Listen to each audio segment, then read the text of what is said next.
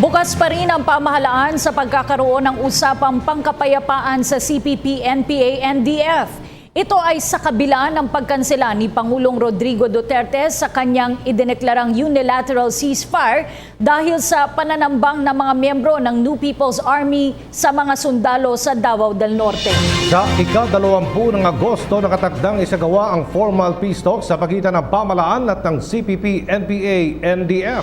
Samantala, para tiyakin ang seguridad sa buong bansa, nais ni Pangulong Duterte ng dagdag na 10,000 sundalo at 5,000 pulis. Babalikan natin ang balitang yan maya-maya lamang. Samantala, magdedeklara umano ang Communist Party of the Philippines o CPP ng unilateral ceasefire sa Agosto 20, ang unang araw ng pagpapatuloy ng formal peace talks ng gobyerno at ng makakaliwang grupo.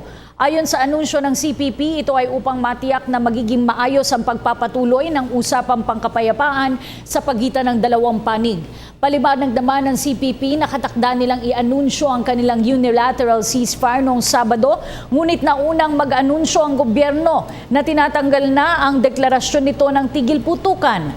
Bagamat ganitong nangyari, tiwala pa rin umano ang makakaliwang grupo na hindi nito maapektuhan ang peace talks. Sa Agosto 20 hanggang 27, daraos ang formal peace talks sa pagitan ng CPP, NPA, NDF at ng pamahalaan na gagawin sa Oslo, Norway. Ako po si Cathy San Gabriel. Subscribe na sa PTV YouTube channel.